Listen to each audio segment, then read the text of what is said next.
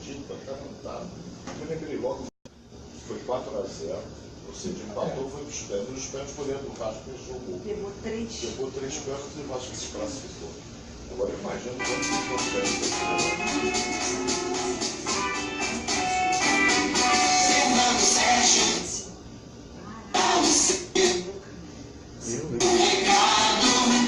você agora não está sozinho.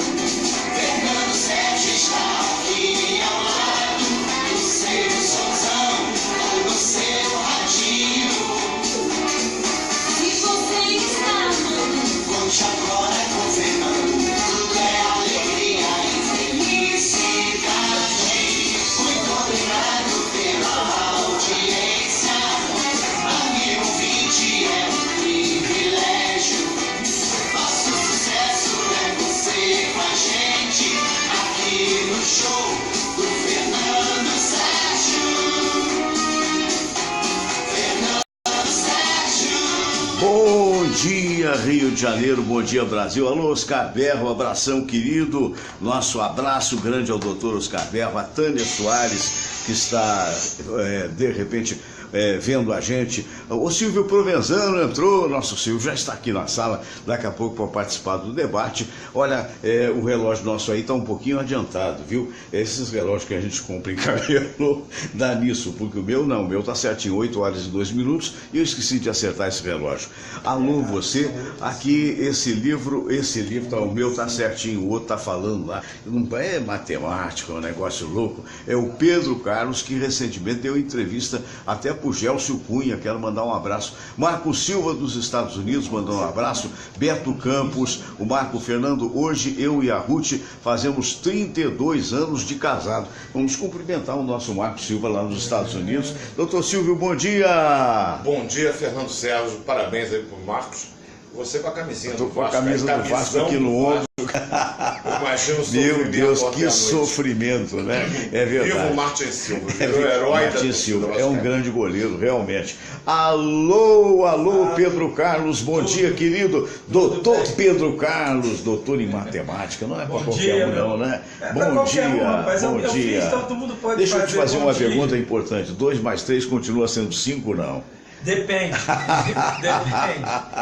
Depende, né? Tá bom. É muito relativo. É verdade. Doutor Luiz Aibinder, um grande psicólogo, nosso querido amigo. Bom dia, meu caro Luiz Aibinder. Bom dia a todos. Que maravilha, né? Um abraço grande a todos vocês. Olha, o Cleverson Skrensky, tá vendo a gente? O Nelson Barbosa, né?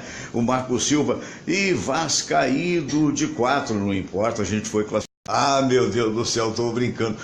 Brincando, hein, Marco? Não vai ficar zangado comigo, não. Olha só, Fernando Sérgio, Richard, Só o Amor Constrói, né?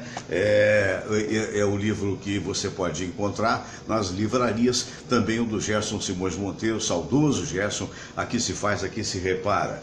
Esse outro livro é muito interessante, do Rubens Teixeira, O Sucesso do Seu Negócio é Você. Este outro livro é de Sua Santidade Dalai Lama, O Caminho da Tranquilidade. E lembrando aqui o nosso concurso no Caçador, um dos melhores restaurantes da Tijuca, fica na Rua Pareto 42, dos amigos Ari, do amigo Joaquim, enfim, daquela turma maravilhosa. E eu queria lembrar que você pode participar mandando o seu recadinho para sorteiofs@gmail.com, sorteiofs@gmail.com. E vamos lembrar dos nossos queridos amigos, né? Os nossos parceiros comerciais. Quais são os seus próximos planos? Veja Soluções Bradesco Seguros. E olha, o detalhe é que você, tendo conta no Bradesco, você se candidata a participar do Lollapalooza, que é o festival Lollapalooza Bradesco. Tá legal? Muito bem. Eu queria lembrar para você também do trivago.com.br. Trivago, encontre seu hotel ideal pelo melhor preço, trivago.com.br. Espadas Katana, as melhores espadas forjadas sob o sol do Oriente. Veja só a capacidade de corte, evidentemente que é uma espada muito mais decorativa, apesar de ser uma autêntica espada samurai.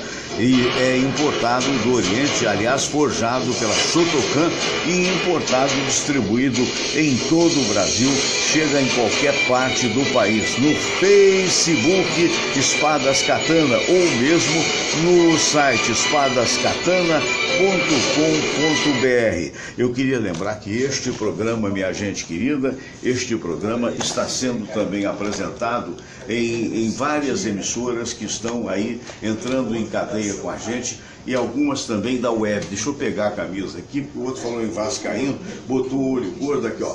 A camisa do Glorioso aqui. Aliás, Glorioso é o Botafogo, né?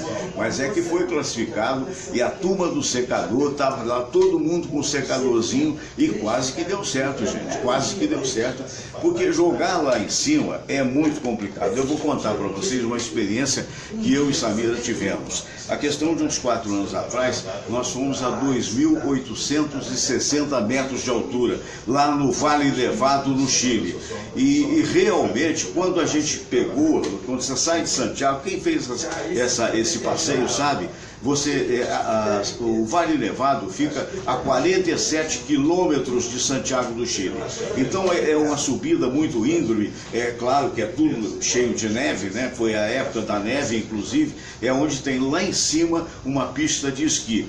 E nós fomos lá e o cidadão que era o guia turístico, falou, olha, se respira fundo e tal, porque não é fácil e para muita gente passa mal. E não tenha dúvida, aconteceu até com um rapagão que estava lá e tal, atleta que passou mal. Eu, graças a Deus, consegui subir até os 2.860 metros de altitude, mas com ar rarefeito. Você sente muito mais o cansaço. E no caso até da Samira, ela teve que fazer uma pausa para poder continuar essa subida.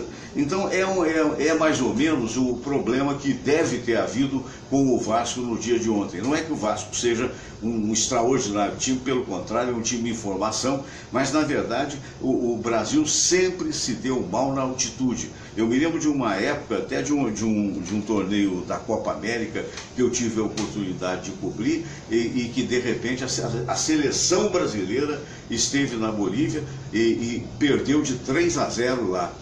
Mas ninguém imaginava, todo mundo pensava, vai se segurar. O grande problema da altitude, primeiro, a bola fica menos pesada. Quer dizer, o chute que você dá, ele pega uma velocidade imensa e não raro vocês viram os jogadores do Vasco centrando bola que cansava de ir para fora, justamente porque você perde a noção e principalmente que o jogador brasileiro chega à última hora e quase que o Vasco perdeu, essa é que é a verdade, perdeu o jogo, perdeu de 4-0, ou seja, recebeu de volta os 4-0 que ele tinha colocado aqui. Eu até comentei com a Samira, que é flamenguista, que estava vendo o jogo comigo, eu estava comentando com ela, falei, pois é, nem o Vasco é tão bom, nem o time do como é que chama mesmo? Winston, sei lá, não sei o quê, Wilson, não sei da onde, Jorge Winston, né?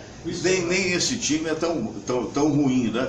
Então, na verdade, houve um empate, quer dizer, poderia sim o time deles ter ganhado, e eu só sei que na hora do pênalti, o meu filho que gosta de sofrer, que é um vascaíno doente, que é o Bruno, por que eu digo que gosta de sofrer? Porque ele foi ver o jogo na casa do Pedrinho. O Pedrinho é dentista, nosso amigo querido, filho da doutora Rene, e o Pedrinho é flamenguista, né? E o Pedrinho estava filmando, meu Deus do céu, com 16 minutos estava 3-0 para o time do Jorge Winston, né? Então aquilo, meu Deus, como é que faz, né? E você via que faltava perna aos jogadores do Vasco, né? E sobrava para os outros que estão no seu habitat, no seu ambiente. E isso poderia ter levado a um debacle muito grande. Só que no finalzinho, né, quando acabou o jogo, 4-0 para eles, empatado 4-4, meu filho me telefona, que o Pedrinho mora aqui perto de casa, meu filho telefona, pai, o que estava vendo, pai? Eu falei, olha, expliquei para ele, eu já tive nessa altitude toda,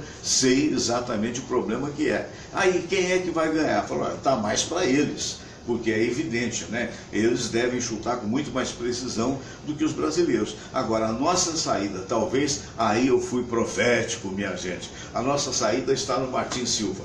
Martin Silva é um goleiro de categoria internacional. Martin Silva merece essa homenagem. Eu achei até que a Globo foi comedida no momento em que ela deu, minutos antes aqui do programa, a Globo deu a notícia, o Martin Silva fez boas defesas. Não, peraí, o Martin Silva defendeu 3 pênaltis, e isso fica na conta do Martin Silva. O Vasco se classificou realmente pela atuação do Martin Silva, não tanto pela atuação dos seus atacantes. De qualquer maneira, parabéns à equipe vascaína, minhas sinceras condolências à turma dos secadores, pessoal que andou secando aí, pessoal como o Marco Silva, dizendo, o Vasco perdeu 4-0, o mais querido ganhou do Madureira, meu irmão, não é a mesma coisa. Mas o importante é o seguinte, eu acho que no fundo, todo flamenguista, no fundo, tem uma grande admiração pelo Vasco, que ele não consegue falar do Vasco sem falar do Flamengo e vice-versa. Ô Marco, desculpa a brincadeira, abração, olha, um brinde ao Vasco que está de volta a turma e vai pegar pedreira, essa que é a realidade, vai pegar o Cruzeiro, vai pegar o Racing, né? Mas de qualquer maneira, esperemos que as coisas possam continuar. O importante é que foi um belo jogo. A todos vocês, um abraço grande, pois é.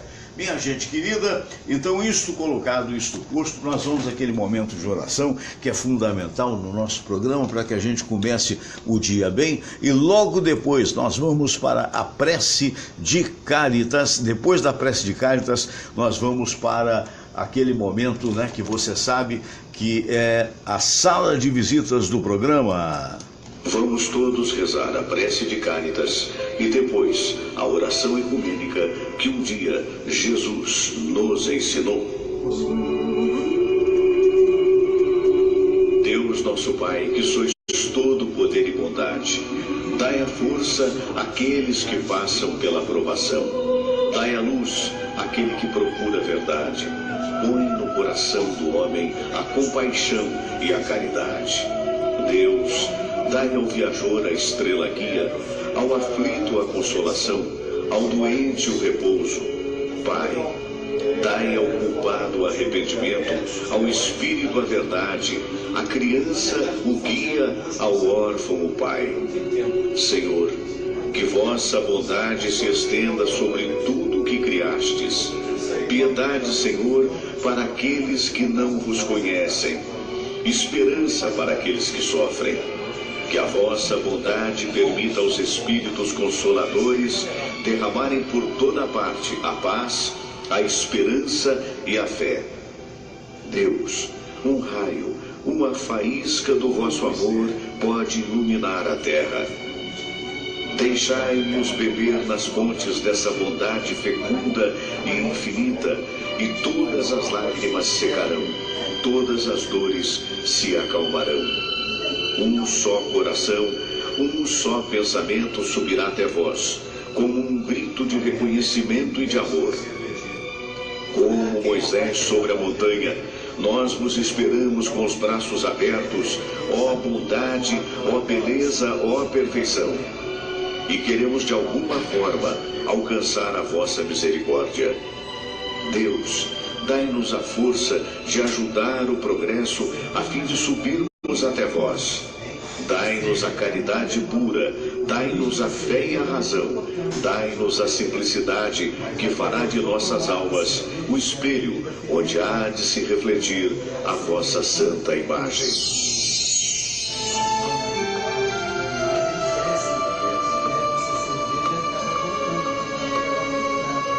Pai nosso que estais nos céus, santificado seja o vosso nome.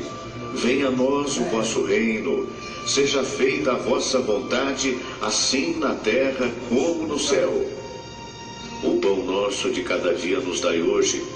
Perdoai, Senhor, as nossas ofensas, assim como nós perdoamos aqueles que nos ofenderam. E não nos deixeis cair em tentação, mas livrai-nos de todo o mal, porque teu é o poder e tua é a glória, por todo sempre. Amém. Pois é, e o Marco Silva pedindo para me falar dos 4-0 do Flamengo, eu esqueci de falar os 4-0 do Fluminense. O Fluminense também ganhou de 4-0. Então, parabéns às duas torcidas. Olha aqui, um abraço para o Marco Silva, para a Eliane Santos. Bom dia, Fernando, compartilhando, muito obrigado. Marco Silva, o Sildinei Peracini do Amaral. Bom, daqui a pouco eu vou falar mais nomes que aqui estão.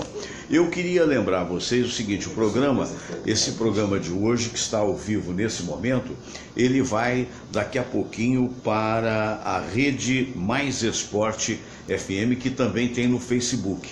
A Rede Mais Esporte do meu amigo Michel Melay. Esse programa começa às 11 horas na Rede Mais Esporte e é retransmitido por outras emissoras também. Então, um abraço para o pessoal da Rede Mais Esporte, para o Michel Melay, para o Wilson Pimentel, para o Cassiano Carvalho. Eu queria lembrar também que este programa é retransmitido. Então, esse é de 11 ao meio-dia, todos os dias na Rede Mais Esporte, através do Facebook e do FM. E também da Felicidade FM, que nos retransmite, e mais o radiodeverdade.com.br. radiodeverdade.com.br. Bem, vamos começar com os nossos queridos amigos que aqui estão. Hoje 3 figuras ilustres, olha só.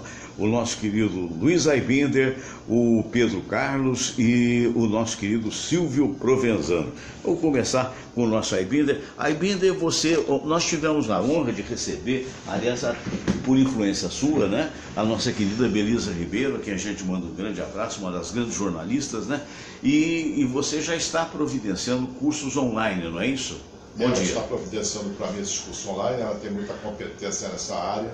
Verdade. Para vender cursos online a um preço bastante acessível, porque é uma forma de atingir a população que precisa, Exato. Não tem disponibilidade, às vezes, de tempo, distância ou financeira para uma consulta psicológica. Então, assim, assuntos que ajudem sobre relacionamentos, depressão, síndrome do pânico, ansiedade, todos esses assuntos vão ser abordados num esquema lá de vendas online, que ajudariam muito essas pessoas que têm esses problemas por um custo muito baixo. Que bacana. Então, brevemente, ainda a gente vai ter oportunidade de comunicar de que maneira acessar. Passou na primeira fase do processo. Que já é a produção, né? Já está, ainda não entrou na produção, ainda está na pré-produção. Na pré-produção, exato. Então, tão logo a gente tenha isso já no ar, a gente vai ter oportunidade de informar os vai nossos ser bem divulgado espectadores também aqui. Perfeito. Meu caro Pedro Carlos, bom dia, Pedrão. Bom dia, meu Tudo mestre. bem? Graças a Deus. Rapaz, E você agora virou estrela de televisão, né? Não. Você participou de uma entrevista do nosso amigo e debatedor Gelcio Cunha. Aliás, eu estava lá também, você né? também, né? Eu estava lá, Nós, estava dando né? apoio moral, né? Não, eu que estava dando aquele apoio moral a você. Não, o que é isso? O que é isso? Nós estamos caminhando, graças mas a Deus. você falou de matemática, né? Falou que a matemática não é esse bicho-papão que todo mundo acha. Não é, a matemática é uma das ciências mais fáceis de ser compreendida. Ela tem exemplo em todas as áreas de conhecimento, no nosso mundo, todo. Ela é exata mesmo? Não existe ciência exata, nenhuma ciência é exata, mas todas as ciências têm as suas exatidões. Todas as ciências têm seus axiomas, têm seus princípios. Esses princípios são verdades, isso não muda. Sim. Então tem as suas certezas. E a partir dessas certezas, você vai criando um edifício do conhecimento daquela área. Certo. Então, se a ciência está em evolução, então não existe a ciência exata. A exatidão da matemática está nos seus cálculos. Né? Se a gente pensar na língua portuguesa, quem é o sujeito de uma oração? Né? É aquele que pratica a ação. Claro. Então, em qualquer lugar do mundo, o sujeito é aquele que pratica a ação. Isso é exato? É. Ilha não é uma porção de terra cercada por água, em volta, em todos, né? Então, isso é em todo lugar do mundo. Isso é exato. Por exemplo, o fêmur é o maior osso do corpo humano. Então, isso é exato. Mas agora, esse negócio de sujeito... Isso quer dizer que a ciência seja matemática, exata. é só medir que você quer. Mas só medir esse que negócio de você quer. sujeito que você falou é relativo, porque tem um sujeito oculto, né? Mas- E peraí, o sujeito oculto, no caso das vigas, pode ter sido Pisciani, Não, esse, Assim o pisciano acho que está mais para o indeterminado do que para o oculto. Ele está mais para o indeterminado. É só do que para pro não perder a oculto. oportunidade. Meu Deus do céu. Ele já tá do Doutor outro Silvio lado. Provenzano, bom dia, doutor Silvio. Doutor Silvio que já está no YouTube com um canal falando de medicina, é isso, doutor Silvio? Bom dia. É um canal sobre assuntos médicos, né? Assuntos médicos. No canal de introdução, inclusive no vídeo de introdução, eu tentei explicar. Por quê? Porque um dos diagnósticos que eu tenho com relação à nossa sociedade Sim. é o fato de nós não termos informação. A informação, ela é privilégio de poucos. E a questão da doença muitas vezes está associada com o desconhecimento de coisas básicas. Informar a respeito das doenças, eu acho que é um mistério do médico.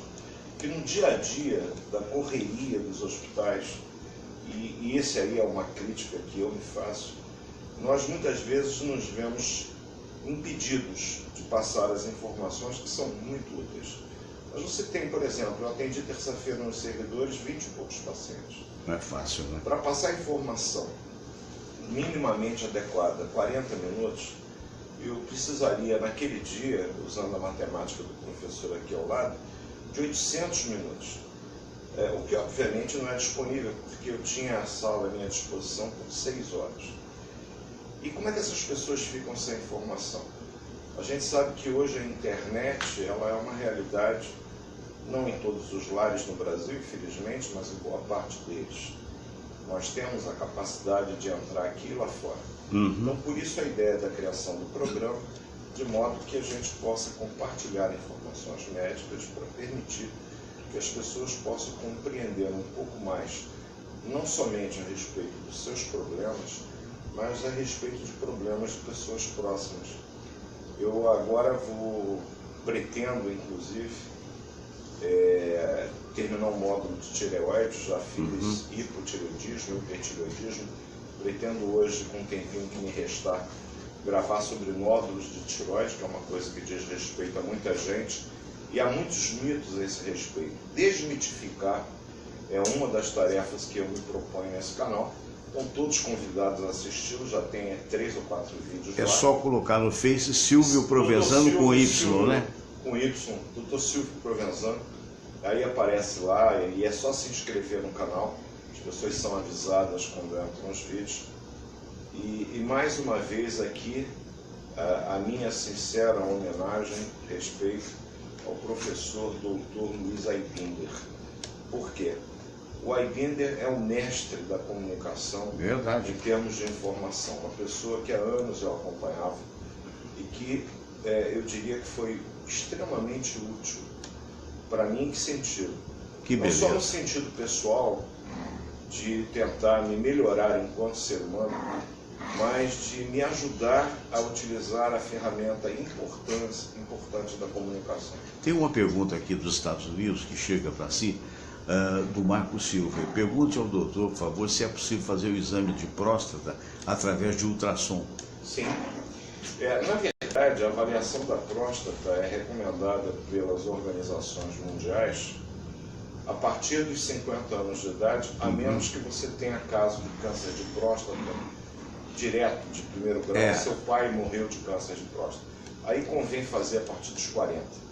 É o único marcador tumoral ao qual se atribui valor diagnóstico, que é o PSA. Então, o que nós fazemos? Dosagem do PSA total, do PSA livre, havendo alteração, a avaliação do médico urologista pelo toque retal. E saibam, esse aqui é curioso, com o PSA normal e no toque retal normal, ainda existem 5% de chances de você ter um carcinoma oculto. Olha só, mesmo com tudo isso. 5%. Por isso que a partir de determinada idade, a avaliação deve ser anual. E se houver algum nódulo suspeitado pelo médico no momento do toque retal, a ultrassonografia da próstata transretal, que é um exame meio incomodativo, mas é muito importante porque permite a avaliação da próstata de todos os lados. Com o ultrassom, o toque e o PSA, aí praticamente você zera a chance de ter a doença. Porque você avalia por todos os ângulos. É um órgão que tem íntimo contato com o reto, com a bexiga, e a avaliação ela pode ser feita. A gente acredita que se todos os homens conseguissem viver até os 100 anos, 100% dos homens teriam câncer de próstata. E não morreriam dele, com certeza. Que coisa. Doutor Rebinder. Primeiro eu queria agradecer as palavras elogiosas e carinhosas do Silvio. Mais do que justas. Obrigado. O William Laranja está mandando um grande abraço a todos vocês. Outro. Sanitarista, É. William Laranja. E a psicologia combina com a medicina. O sofrimento é uma dor emocional. A dor física existe. Daí Buda ter dito, a dor é obrigatória, o sofrimento é opcional. E, resumidamente, o que faz a pessoa sofrer? A ignorância como funciona a realidade. Se você entender a realidade, você não sofre. Entendeu? Esse é o pulo do gato meio tolo, porque sim, tem que desmistificar uma série de coisas. Por exemplo, não entendemos a morte. Sofremos quando alguém morre.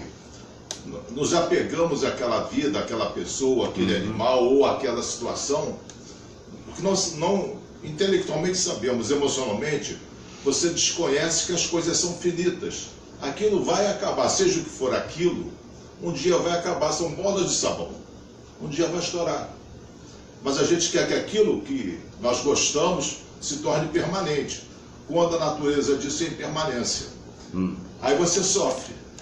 Se você entendesse que foi um período e acabou, não teria sofrimento emocional. Você não sofre de qualquer jeito pelo seguinte, porque mesmo você sabendo, tendo essa noção de realidade, você gosta daquela pessoa. E quando você gosta daquela pessoa, você sente falta. E quando você sente falta, você sofre. Não necessariamente. Você fica triste por não ter mais aquela pessoa. Mas você entende que aquela pessoa tinha um prazo de validade e limitado. Você tem um consolo, digamos assim. Não é consolo. Mas, a meu ver, não deixa de sofrer. Isso não seria o entendimento. Por exemplo, eu já perdi pai, mãe, nós temos empregos, outras situações. Nós temos digamos assim, percepções diferentes. Não é? Eu tenho absoluta convicção da vida após a morte. Não é uma forma. É uma forma de crença. Então, o que acontece? Ainda assim, você sofre quando você perde alguém. Porque você sabe que aquela pessoa é uma pessoa querida. Quer dizer, eu fico a imaginar, nós todos estamos numa idade meio que provecta. Esse é um momento extremamente feliz para mim, né? Porque de repente vocês passaram, e talvez eu tenha passado, a fazer parte da vida de vocês. Né? Evidentemente que quando nós temos agora um amigo que nós provavelmente estamos torcendo para que tudo corra bem, para que, egoisticamente falando, que ele fique um pouco mais tempo com a gente, que é o Fernando Borges. Fernando Borges teve um segundo infarto 15 anos depois, né? E fez uma operação de ponte safena, e a gente tem até pedido para aqueles que acreditam oração no sentido de que ele possa, se for desígnio divino, digamos assim, que ele possa continuar. Mas entende? Então, na verdade, o sofrimento ele existe, ele é amenizado, mas ele é fato. Não. Quando você aceita a realidade, você está em paz com o mundo, com a vida. Quando você bate de frente contra esse muro inflexível da realidade, você vai se machucar. A realidade aconteceu tal coisa, seja uma enchente, uma morte, um infarto, a perda de emprego. Aconteceu. Está acontecido, era para acontecer, e nada há que eu possa fazer para reverter. Eu posso ficar triste em relação àquilo, mas a vida não perde nem a cor nem o sabor. Mas eu estou de acordo com o teu pensamento, apenas fazendo o seguinte adendo. No meu entendimento, e quem sou eu para ficar contestando um amigo, mas no meu entendimento, o sofrimento ele permanece. Você tem apenas, Pedro, não sei qual é a sua avaliação, você tem apenas uma diminuição desse sofrimento, ou porque você acredita... ausência de sofrimento. Eu acho que nós sabemos, a ausência não acredito, você não. ter o entendimento da coisa facilita a aceitação dela.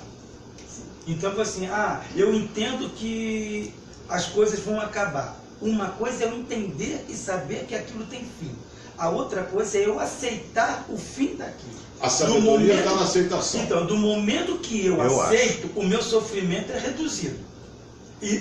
Reduzido, mas não deixa de ter. Claro. Porque se a gente pensar em todas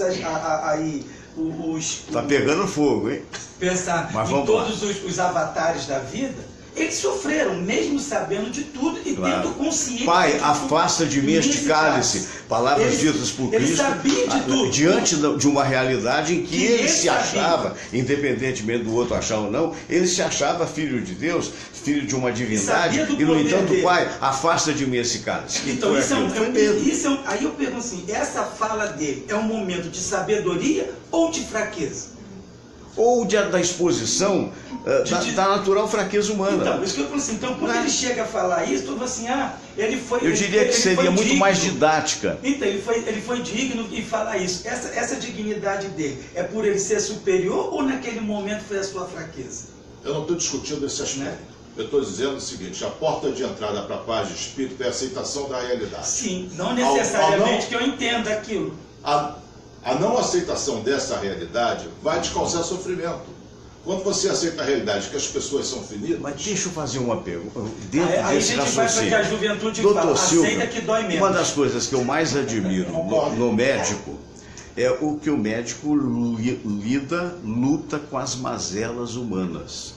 E eu imagino que seja realmente essa aceitação que o Aybinder muito propriamente falou, que dá o equilíbrio devido, porque não é fácil. Porque ele falou assim, né? A aceitação da realidade é a eliminação do sofrimento. Aí nós discordamos, porque na verdade viver é sofrer. A pessoa que não acredita, por exemplo, na reencarnação, ou não percebe a existência da reencarnação, ou não acredita na vida após a morte, ela tem uma justificativa muito curiosa. Porque, é claro, ninguém quer viver isso de novo. Imagine, se eu já cheguei hoje aos 71 anos de idade, e cheguei num país que está meio que tumultuado, que nós sofremos com as dificuldades que vemos, né? Do ponto de vista bastante tumultuado. Agora imagine se eu volto e vou viver na Síria. Ninguém quer isso. Então todo mundo quer passar de ano única e exclusivamente com o menor sofrimento. Você sabe que há pouco você dizia, uma frase bíblica, Pai, afasta de mim esse cálice. No dia a dia dos hospitais, a gente corre atrás do cálice para beber. Na verdade, a nossa lida diuturna é contra o sofrimento. E aceitá-lo como parte inerente da condição humana, como a Aybinder colocou, é finita, eu acho que faz parte da formação do médico. Essa é uma das atribuições que eu vejo lá no hospital, tentar mostrar ao jovem que nós somos finitos. Agora, findar a nossa existência com dignidade, com respeito, é uma atribuição que muitas vezes cabe ao profissional da área de saúde. O Aybinder me ensinou muito com relação a desapego, ele sabe disso. A nossa relação tem apenas 7 anos, mas a intensidade com que eu tentei absorver os ensinamentos ministrados por ele valem por uma existência de 70. Eu sofria muito, ele sabe disso, na minha lida do dia a dia, e muitas coisas que o Aybinder me levou a ler, a entender e a explicar, me ajudou a ter uma compreensão um pouco melhor a respeito da minha própria missão enquanto médico, a ponto de estendê-la no sentido de me tornar praticamente um fomentador de informações, tentando ajudar as pessoas a compreender suas mazelas, seus problemas. Tem coisas que a gente sofre, o sofrimento, ele faz parte da condição humana, mas uma coisa é a dor provocada por uma perda, a dor provocada por um infortúnio, outra coisa é manter e intensificar essa dor no teu interior, a ponto de te prejudicar, te adoecer, a estrada, porque a estrada continua. E veja bem, Fernando, pela tua fé, a estrada continua mesmo como aqui embaixo termina. Exatamente. Portanto, eu acho que a gente encarar os obstáculos, se pudermos pular por cima deles, se não for possível, contorne. E se não for possível, tire a fotografia e vai em frente. Mas de qualquer forma, não pare no meio do caminho. Não pare no meio do caminho, Aybinder. É isso? Aceitar o que não depende de você, depende inteiramente de você. Quando você fica inconformado com uma série de coisas... Que não vai adiantar nada. Não vai mudar nada. Outro dia o cara com 80 e tantos anos, doente, o cliente meu, mas por que logo eu? Aceita, você não tem um corpo físico? Corpo físico adoece, envelhece e morre. Faz parte da coisa. O apego que ele se refere, é que o desapego que ele falou, está ligado ao apego, claro. O desapego é querer que algo transitório se torne permanente. Não dá. Então você se autocondenou a sofrer. Se você entende que é transitório, muda a percepção. Quando você muda a tua olhar, muda a tua realidade. Exemplo, eu tenho um consultório, 40 anos de prática, quantos casos de suicídio? Mãe desesperada que o filho pulou lá do 20º andar, pai que deu motocicleta para o filho morreu de acidente. São sofrimentos... Se sente culpado? Muito. Sim, muito. Atrozes, sofrimentos assim inenarráveis. Com a mudança da perspectiva, as pessoas reduzem esse sofrimento. Fica na saudade, que é natural, mas não fica na dor. Entendo perfeito. Agora eu entendi. Reduz o sofrimento. Mas, porque viver é sofrer. Não, essa frase viver não é sofrer. Acho que a gente sofre por não entender o viver. Bate aqui. A gente sofre por não entender o viver. Porque ignoramos como funciona a realidade. Eu acho que por mais que a gente evolua no conhecimento científico, o conhecimento espiritual para nós ainda é muito abstrato. É muito abstrato e muito pouco sabido. Então, e as pessoas têm medo de penetrar nele com o receio de perder o juízo. Fernando, por mais que a gente penetre dentro do conhecimento espiritual, não vai ter um que consiga explicar a existência dele. Não tem. Vamos dizer assim, o Chico Xavier, que era uma sumidade dentro da parte da espiritualidade, ele mesmo não conseguia explicar como que aquilo ali acontecia. E era um homem que tinha medo. E ele não precisava ter medo se ele tinha esse conhecimento. Mas por que explicar? Por que a necessidade de explicar tudo? Não, pelo contrário. O fato de você não saber tudo é algo interessante que te motiva na vida. Então vem aquela questão do material. Então, se eu não preciso entender o espiritual, por que você vai explicar tudo? Por que eu tenho que explicar tudo do material para poder viver? Mas então estamos falando a mesma linguagem. Então eu não preciso saber todo o material. Engraçado é que eu estava pensando aqui, e que bom que a gente pensa, que o É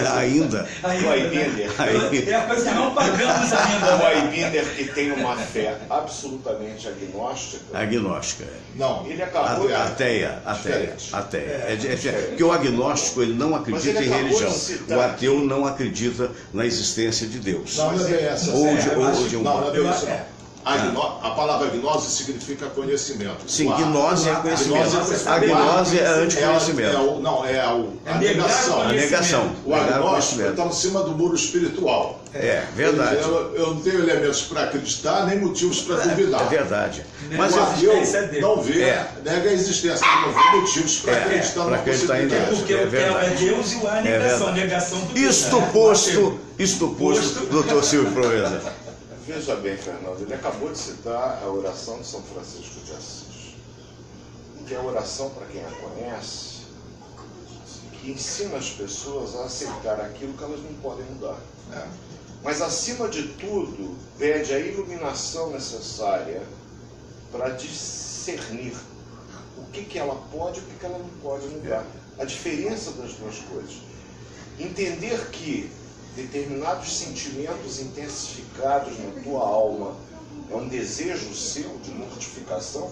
Tem pessoas que dizem, caramba, o pão está dormido, em vez de colocar o pão no forno e fazer uma porrada, sofre porque o pão está dormido. E tem gente que não tem pão e segue a vida. É verdade. Depende do olhar. Depende do olhar, é verdade. Então eu acho que a mensagem hoje no teu programa, com a presença do meu professor de matemática e do Aibinder, é que, gente, tem muita coisa que depende de nós, inclusive o desejo de ser feliz. Mas a felicidade só depende da gente. Poucos sabem, e talvez ele recuse. Eu gosto muito de aproveitar o tempo necessário que Deus me dá para poder refletir e, ao mesmo tempo, destacar a qualidade dos meus amigos, né? Então, poucos sabem que o nosso querido Pedro Carlos é um expoente das religiões brasileiras.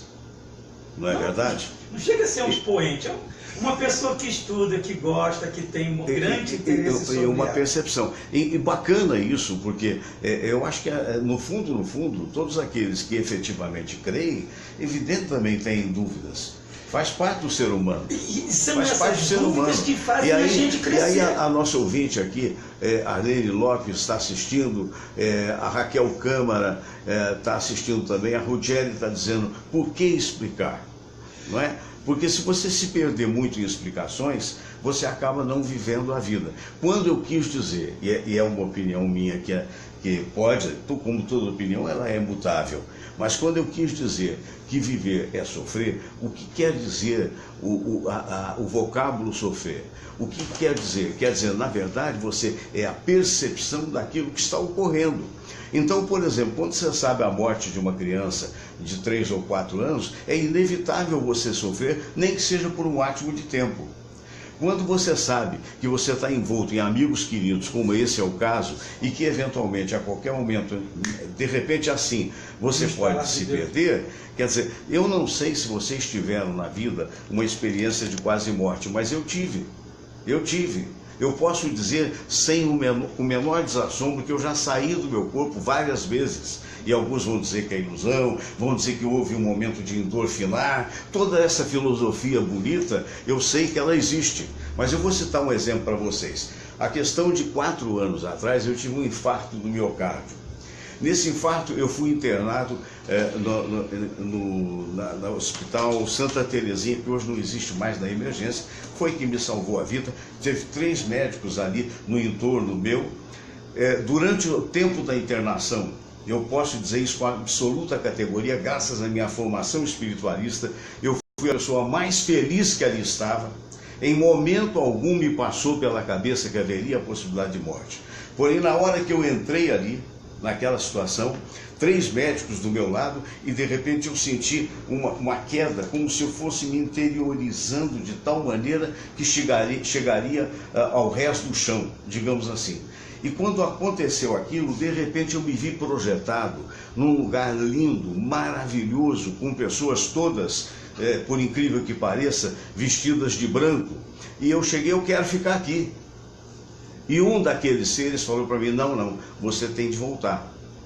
Naquele átimo de segundo eu voltei a mim cheio de sudorese. E aí um dos médicos, se não me falha a memória de nome, Dr. Paulo, disse assim, você nos deu um susto. Você nos deu um susto. Eu sei de todas as possibilidades, até por estudos reais que fiz ao longo de cursos e muitos cursos, e ao longo das muitas encarnações que tive. Eu sei efetivamente que existem aquelas teorias, não, naquele momento, porque você vai sair, o cérebro endorfina, aí você tem, tudo isso é possível. Mas o que eu quero dizer é o seguinte, onde a vida é um átimo de esperança, e ainda que isso não fosse verdadeiro, digamos assim, você teria um momento de alegria e de felicidade. O que não quer dizer que você não sofre na vida, porque na vida você há de sofrer enquanto você conviver com pessoas que você goste. Até porque diz que nós viemos aqui para poder cumprir o nosso karma. Se é para cumprir o nosso karma... A lei da causa e do efeito, para quem não acredita. Lei da causa e do efeito. Se é para cumprir o nosso karma, nós vamos passar pelos sofrimentos que nós trouxemos. Isso pode ser dito de várias formas. Uma delas é o que não te mata, fortalece. Fortalece, é mas verdade. Mas não necessariamente aquilo que te mata te enfraquece. Porque a gente não sabe se essa... que a pessoa tem. Nós não sabemos se esse momento da morte é um momento de fortalecimento do espírito. Ou, a gente sabe. Por isso que eu falo assim, que há um se mistério muito a gente grande. sabe. Não há mistério quando você tem ciência, quando você tem conhecimento, quando você não tem medo, quando você não tem temor. Você não há por que temer a morte, porque ela faz parte, é natural da vida. Quando a gente fala assim que não... Como diria o Jorge Ligeiro, que aí já é o pensamento também do nosso querido Aibindo, que uma vez ele corroborou. Jorge Ligeiro é um economista ateu. Ele diz, por que eu terei medo da morte se dela eu não terei consciência? Então é um princípio, é um princípio de quem não vê uma percepção maior, né? Não, mas tipo assim, é o que eu falei da explicação. Nós vivemos num mundo que queremos explicação. Altas filosofias hoje aqui. Queremos explicação de altamente tudo. profundo. O problema é que muitas das explicações nós não temos. Não temos.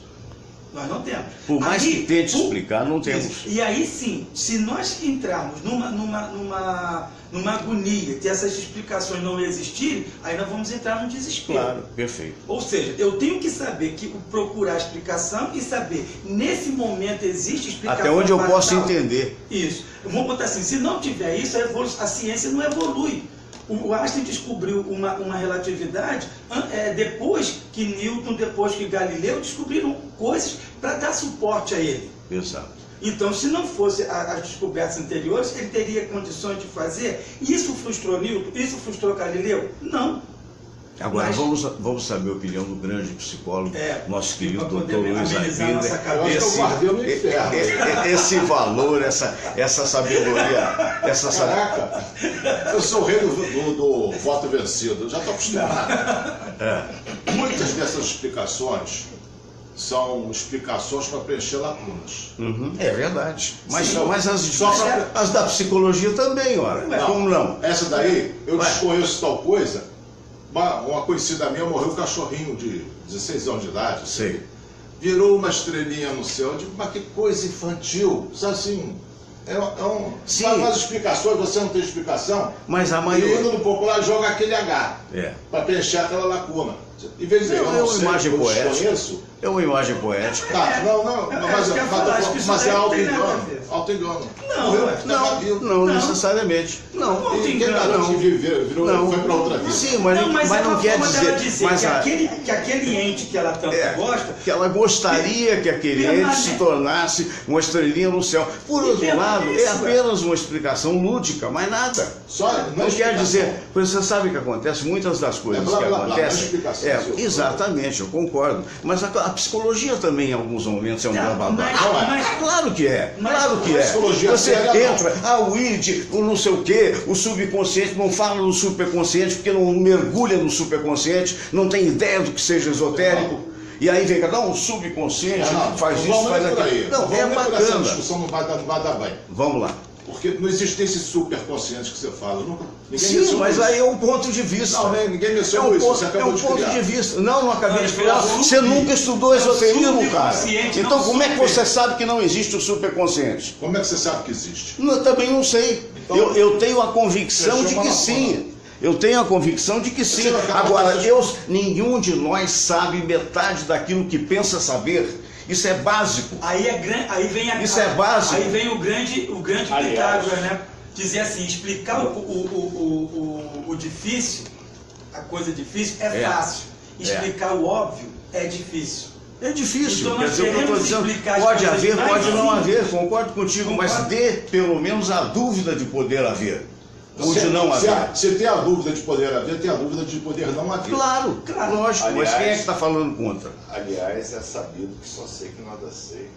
Claro. E isso, concordo contigo. quanto você sabe que nada sabe, você sabe muito. Tanto eu só sei que nada sei, que no meu trabalho diariamente eu procuro me ater não às minhas ideias e convicções, mas aos fatos que à minha frente Você se vê. apresentam. Porque fatos são fatos. A gente pode aceitá-los e na aceitação eu posso gostar deles ou não, mas eu não sou obrigado a sofrer por causa deles. Não precisa. Isso é uma opção. Vou contar uma história rápida, cada um a interprete do jeito Que quiser. quiser. Em primeiro fim de semana de novembro de 2015, pós-feriado do dia 2 de finados, eis-me de domingo para segunda tendo um pesadelo. Pesadelo esse com um colega que era o responsável por realizar todos os meus exames de colonoscopia, haja vista desde na época de 50 anos, eu começar a fazer exames porque mamãe teve um câncer de reto e é familiar. Então a recomendação é que a partir dos 50 você preventivamente faça os exames, porque é importante detectar se tem pólipo, tem que tirar. Eu deveria fazer o exame em novembro de 2016, não em novembro de 2015. Porém, esse colega, que é um indivíduo, eu diria que é a serenidade em pessoa, zen budista, sofista. Ele faz os exames, depois pega uma onda ali em Ipanema, volta para a clínica dele, faz mais exames. Esse indivíduo ele não consegue falar uma oitava acima do normal. Nunca tive, em vários e vários anos de Hospital de Servidores, uma reclamação por ele ter se mostrado, digamos, áspero com qualquer paciente. Este indivíduo, que é a serenidade personificada, berrava comigo. No sonho, seu fujão, no pesadelo. Seu covarde, está fugindo por quê? E eu tentava, então, argumentar com ele que eu não estava fugindo de nada, mas ele não me permitia falar. E a coisa se tornou tão áspera, tão violenta, que eu despertei. Eu olhei no relógio, 4h30 da manhã, eu falei, meu Deus, acordei 1h30 antes do meu horário. Vou acabar perdendo a hora se eu adormecer de novo. Levantei, fui cuidar das minhas coisas e fui para o hospital, até mais cedo que o de hábito. Chego no hospital, eu tinha como chefe do serviço, como tenho o hábito de ler o livro do plantão, todo fim de semana, que pegava inclusive feriado, era prolongado. Estou lendo lá entretido, 8h10, adentra a minha porta quem? Colega. Detalhe, esse colega só ia à minha sala uma vez por ano para que eu pudesse assinar as férias dele. Quem não conhece o Hospital dos Servidores na verdade, um complexo hospitalar composto por 5 prédios. Ele trabalha no prédio de atendimento externo, fazendo os exames, colonoscopia, endoscopia, e eu trabalho principalmente no prédio da internação, é onde é a minha sala dos doentes internados, é outro prédio. E ele foi lá, quando ele entrou, eu senti um calafrio, que qualquer um sentiria. Ele falou, tudo bem? Eu falei, rapaz, você não vai acreditar, eu sonhei com você. Ele, com a calma que ele era peculiar, que ele é peculiar, senta perto de mim, chega bem perto e fala assim, erótico. Eu falei, Humberto, antes fosse. Você brigava porque eu não tinha feito a colônia, mas agora você vai deixar eu falar, porque no sonho você não permitiu que eu falasse. E é ano que vem. Ele falou, Silvinho, eu vim aqui para você assinar as férias, mas eu só vou sair na semana que vem. Se você quiser, a gente faz o preparo, essa semana eu faço o teu exame. Ele era um cara tão calmo que o meu exame começou às 9h15 da manhã, terminou 1h30. É um exame que normalmente leva meia hora. Por quê? Porque ele encontrou uma lesão num ângulo hepático, que é o pior lugar que tem para você ter um câncer do intestino. Por quê? Porque ele não dá sintomas, geralmente o sintoma surge quando ele já está no fígado, que inviabiliza o tratamento. E era um câncer, que obviamente foi retirado com esse trabalho exaustivo, ao Humberto Couto, meu carinho eterno. Que maravilha. E é alguma coisa que cada um entenda e explique. Que você do tem... jeito que quiser. É verdade. Eu não defendo, eu acho que de alguma forma houve uma premonição qualquer. O fato é que uma lesão... certeza. Uma lesão que inevitavelmente, como num amigo irmão que eu tive, evoluiu e hoje ele já não está mais conosco. Ela foi descoberta tardiamente. No meu caso, eu tive a sorte de ter, a felicidade, de ter tido um alerta a nível de pesadelo. E aí a gente pode levar, Ibender, veja bem, pelo viés que for. É verdade. Viés religioso, você teve um aviso, teu anjo da guarda, porque a tua missão não está terminada. Esse é o viés religioso. O viés é que, de alguma forma, eu tive o sonho na hora certa, no momento certo. E eu sonhei com um cara que meia hora depois eu fui encontrar, 4 horas depois eu fui. 4 horas depois, e que estava vivo o sonho comigo. A fazer. Talvez se eu tivesse encontrado um mês depois, eu tivesse feito. De repente, na realidade, no esquecido. sonho, pode ter sido alguém que veio brigar com você, que seria você mesmo. E Pode você ser. estava negando aquilo ali. Pode ser, mas eu não tinha nenhum sintoma. Então, como que você ia saber que você... Na verdade, os sintomas surgiram depois que eu peguei o intestino. Colocaram na sua frente uma pessoa que sabe fazer aquele exame, que conhece aquele tipo de tratamento, para você poder falar assim, poxa, se eu preciso fazer isso, eu vou procurar quem? Mas eu gostaria de reiterar a minha admiração pelo nosso querido Dr. Luiz Ayvinder. Eventualmente, a gente, no calor das emoções aqui, a gente bota aquelas opiniões que se chocam, mas são as opiniões que se chocam. Mas graças a Deus as controvérsias existem. As controvérsias existem. Uma das coisas que eu posso dizer, e eu insisto nisso, foi um dos legados que a Ayvinder deixou em mim, é a capacidade de tentar entender e aceitar as diferenças do pensamento. É verdade. Há 7 anos atrás... E é uma coisa difícil, mas é verdadeira. E veja bem, aquela história do só sei que nada sei, que é uma coisa que há muito tempo eu tenho na minha frente, na minha estante, aquilo é uma motivação que eu mesmo coloquei para mim, para eu estudar todo dia. Por quê? Porque cada vez que eu estudo, eu estava estudando no carnaval, aproveitei o carnaval para colocar em dia uma série de assuntos. Eu descobri que a mutação do cromossoma 6q24 provoca uma forma de diabetes neonatal. Isso é uma coisa extraordinária. Eu estudo sobre diabetes há 42 anos. Eu descobri uma coisa nova agora.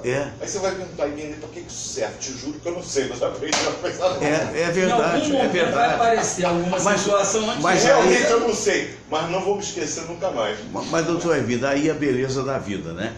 Porque sempre a gente, tendo tempo e tendo vida, a gente aprende um fato novo que eventualmente a gente pode até não saber para que se usa, né?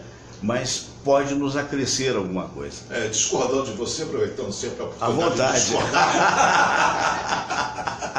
Aliás, uma coisa que eu admiro nele é a franqueza com que ele fala. Discordando de você, eu acho isso ótimo. Que viver não é sofrer, mas viver é aprender. É verdade. Mesmo que você não esteja interessado em aprender, não saiba que está aprendendo, a cada dia você aprende coisas. Por que você está aprendendo? Hoje, nessa conversa aqui, de hoje, tem aspectos que eu desconhecia.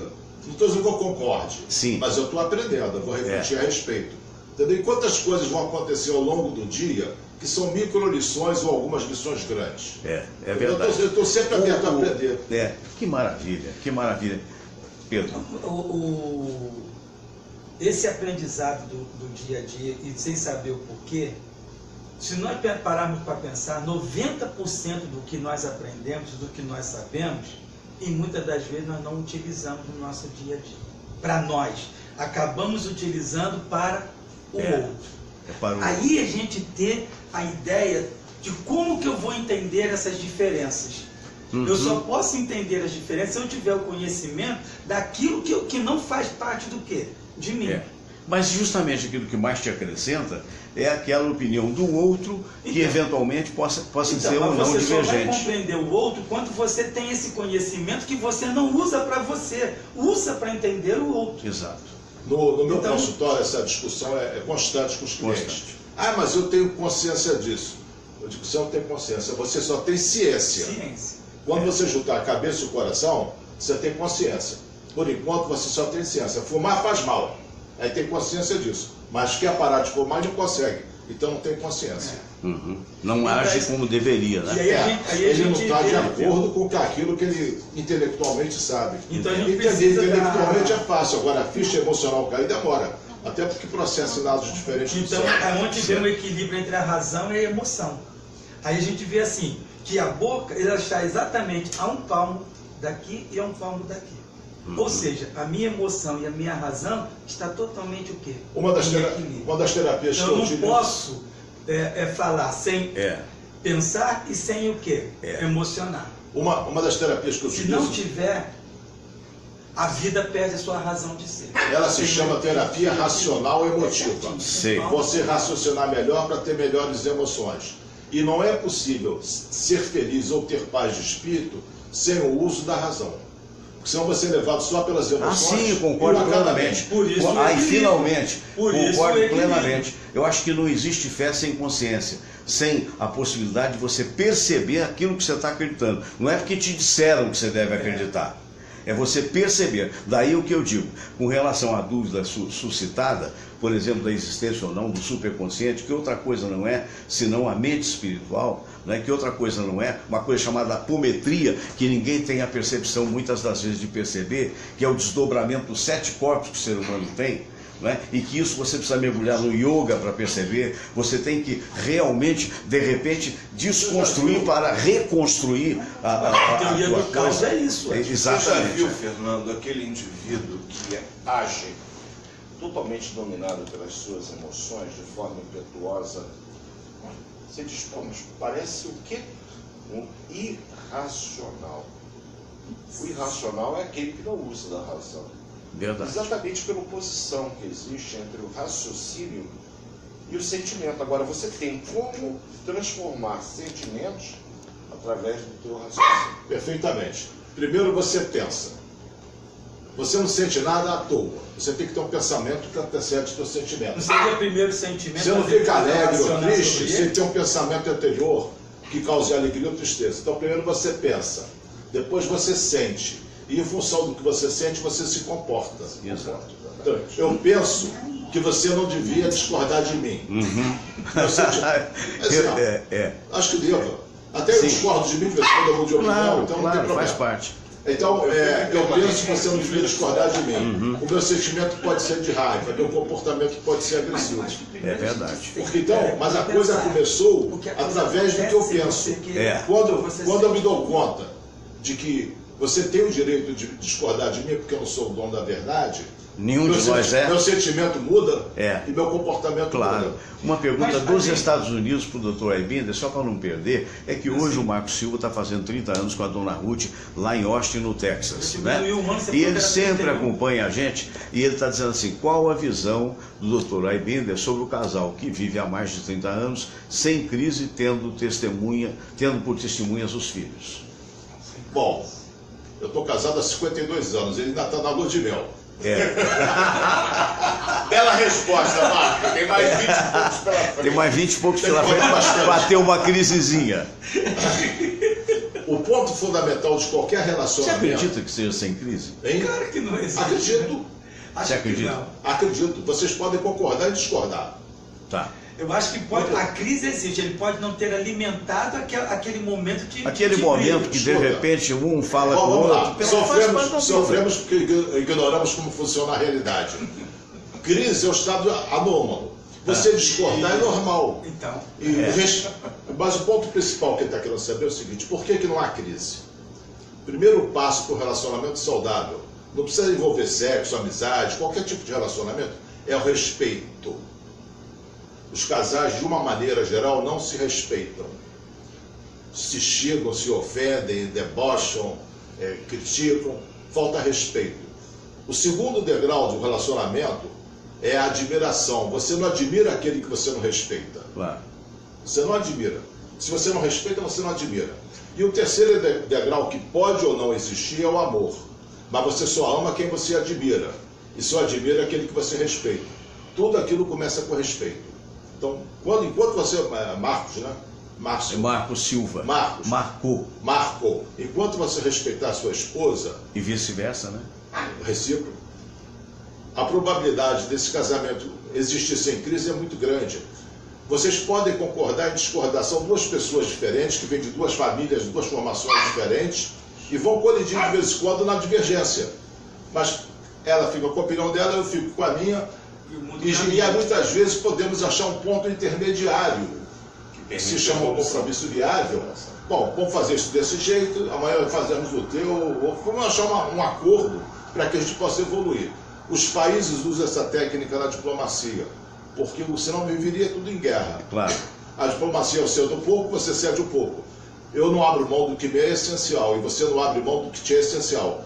Nós não ficamos ambos satisfeitos plenamente, mas também não ficamos totalmente descontentes. Dá para viver bem sem crise. Com essas palavras de Não, sabedoria, aí você falou assim, nós somos obrigados chamar a... de crise é aquele atrito que seria assim, entrou em guerra. Mas a crise existe nesse choque de opiniões. Não. É essa a questão. Então eu vejo assim, aí eu falo, estou em crise. A gente pensa que essa crise é uma catástrofe. Não, crise é um choque de opiniões. Graças a Deus. Eu queria ir ao cinema, mas minha mulher queria ir ao teatro.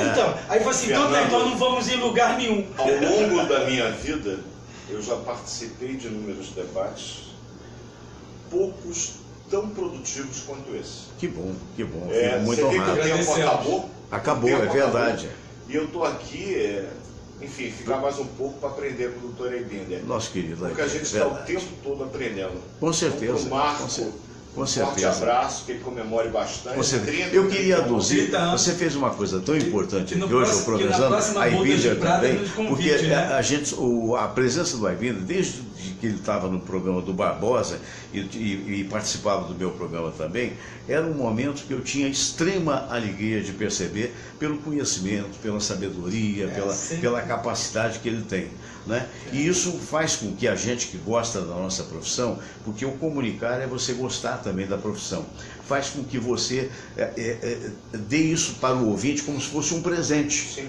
não é? Porque, aliás, a experiência de cada um de vocês é de fundamental importância.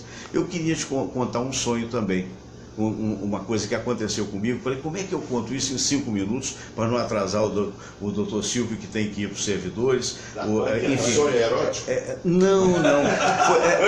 Aconteceu, engraçado, aconteceu há mais de 40 anos atrás, quando eu cheguei no Rio de Janeiro, vindo com um prêmio de teatro de melhor escritor mineiro, que foi me dado pelo então prefeito da cidade, que mais tarde seria presidente, doutor Itamar Franco.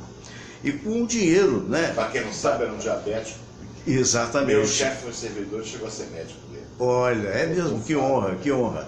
Então acontece, quando eu chego aqui no Rio de Janeiro, por força da publicidade, não sei o quê, eu me tornei diretor de uma agência de publicidade enfim, pensava que o sucesso era para sempre, né? E naquele período de 2 ou 3 anos eu esqueci um pouco o rádio, porque eu era diretor de uma grande agência de publicidade aqui no Rio de Janeiro, pelo menos de porte médio, e ganhava muito mesmo, só fazia bobagem também, porque era um menino de 23 anos. Então o que acontece? De repente eu fui guindado a uma situação de ter a minha própria agência, tive a minha própria agência e tinha um grande instituto norte-americano como cliente, não é? Até, vou preservar o nome, que já foi, já passou e tal, mas isso há 40 anos atrás, né? E fez uma publicidade enorme comigo, só que naquela época, exemplo de hoje, quando você faz uma publicidade muito grande, você se torna avalista, co-avalista dela. Mesmo que as empresas não digam, se você não pagar, ou você paga, você nunca mais veicula publicidade. E esse cidadão, ele depois de vários meses de atraso, se mandou para os Estados Unidos e me deixou meio que a zero. Eu, na época, com a minha primeira mulher, com o meu filho que está até hoje, aí graças a Deus, o mais velho, e a situação de repente virou de uma hora para outra. Para você ter uma ideia, eu tive que deixar um apartamento de frente para o mar em Icaraí e ir morar numa meia água a convite de um professor querido, Jackson Oliveira, que me emprestou aquela meia água em Itaipu. E eu fui para lá, na época, então, com 33 anos de idade, pensando assim, meu Deus do céu, quebrei, né? Por quê? Porque eu não tinha condições de imediatas de fazer o que eu fiz 2 anos depois. Eu paguei toda a dívida através do trabalho, mas levei 2 anos para pagar. Mas naquele momento tinha que preservar o pouco que tinha. Então eu fui para aquela meia águazinha, né? Coloquei o que eu tinha de um apartamento sofisticado numa casa que talvez não tivesse 50 metros quadrados e adormeci. E adormeci, a minha mulher tinha dormido, meu filho também, e eu não tenho saída, com 33 anos de idade. Ao adormecer, de repente, eu me vi num estúdio de rádio que tinha uma verdadeira plantação de microfone. Atrás daquela mesa estava um cidadão chamado Gudesteu Mendes. Alô, Geraldo Mendes, um abraço para você em Juiz de Fora, que é vivo. Só que o Gudesteu tinha sido meu primeiro diretor de rádio em Juiz de Fora, e o Gudesteu tinha morrido vitimado por 7 infartos consecutivos no prazo de apenas 2 semanas, a questão de uns 2 anos atrás. E eu no sonho vi o Gudesteu, e o Gudesteu usava muito terno e gravata e dizia para mim, Fernando, aqui é o teu lugar. Quando ele disse isso, eu pensei, não, ô Teteu, você sempre gostou mais do meu irmão, que foi um grande repórter, o irmão mais velho, que já tá com o Papai do Céu. Ele falou, não, aqui é o teu lugar. Aí eu acordei assustadíssimo, falei, pô, tô morto, né? Gudesteu morreu, teve 6 infartos, né? 7, sei lá, e de repente, a primeira vez que eu conto isso no ar, até para que se saiba que existem mais situações entre o céu e a terra que os aviões de carreira. E eu acordei assustadíssimo. Quando eu acordo, eu olho, tinha uma televisãozinha pequenininha, estava passando os créditos do telejornal da TV Tupi, isso nos idos de 1976. e passou ali o editor era meu amigo querido, tinha sido repórter comigo lá em Minas, era o Heitor Augusto de Leri Guimarães, que hoje também está com o céu, ou onde quer que esteja, ou virou estrelinha, se quer, o nosso querido Dr. Aibinder. E passou, eu falei, meu Deus, eu vou ligar pro Heitor. No dia seguinte eu fui no orelhão, liguei pro Heitor, Fernando, como está você? Eu falei, Heitor, eu estou na merda. Foi essa a expressão que eu usei. Não é possível, eu te vi na sala, você... Eu aí expliquei rapidamente, falou, Fernando, olha, a Tupi não paga ninguém, eu estou numa situação de dificuldade. Hoje, então. Já naquela época, e eu vou fazer o seguinte, você vai procurar a Rádio Globo, vai procurar a Rosalina Emiliana, que é de Juiz de Fora, eu vou ligar para ela. Eu fui para a Rádio Globo, cheguei na porta da Rádio Globo no dia seguinte, liguei para a Lina atende do outro lado, eu falei, Lina, é Fernando Sérgio. Fernando quem? Eu falei, Fernando Sérgio. Ela disse, mas não estou entendendo. Eu falei, o Heitor não ligou para você. Não, o Heitor não ligou. Aí eu expliquei para ela, sou teu conterrâneo, estou vindo de Juiz de Fora e tal. Fernando, sobe, eu vou te ver no terceiro andar da rádio, ver com que roupa que você está, porque eu quero dizer para o nosso chefe, que era o Mário Franqueira, de saudosa memória, eu quero dizer para você que você é meu amigo de longa data. Eu subi, a Lina me recebeu, eu fui falar com o Mário Franqueira e 2 horas depois eu estava fazendo o teste. Fiz o teste, passei, Jaime Azulay, que também hoje está do outro lado, olhou e disse assim, meu filho, você começa logo mais à noite, à meia-noite, fazendo redator-chefe com Carlos Bianchini. Quando eu entrei naquele estúdio, era exatamente o estúdio que eu havia sonhado com o Hugo Destel Mendes. Exatamente, sem tirar nem pôr. Hoje modificado, hoje mudou de tem lugar. explicações que a gente não Não conhece. tem. Exatamente. Agora, dessa tua história, Fernando, para terminar, pelo menos porque isso não termina nunca, É, o sucesso é uma coisa passageira. exatamente. Sabe qual é o lado bom disso? Nenhum fracasso é definitivo. Exatamente. Como diz no título popular, não há bem que dure para sempre e mal que nunca Que acaba. nunca acaba. Eu não tenho dúvidas. Várias formas de se dizer o mesmo. Eu não tenho dúvida que foi um dos melhores programas. Muito obrigado a vocês, Eu que ao nosso agradeço. querido Luiz Agradecemos. Aibinder, que tanto acrescenta a este programa, ao nosso querido Pedro Carlos, que O Aibinder é uma é nosso- honra tê-lo O Aibinder é como nosso amigo. ponto de equilíbrio. É, o nosso ponto de Achei o contrário. o Aibinder é um dos grandes psicólogos do grandes Brasil. psicólogos. É verdade. O papel dele não é dar equilíbrio, é provocar. É provocar. É cutucar É. pra gente cair na realidade. É verdade. Mas, é. E aceitá-la da melhor então, forma. mas quando ele cutuca o nosso ponto fraco, ele leva pra gente pro equilíbrio. Então ele é nosso ponto de equilíbrio. É o nosso fiel Então da a balança. todos um grande abraço. Amém, nós Muito todos. obrigado. Namastê. Fiquem com Deus. Namastê. Amém.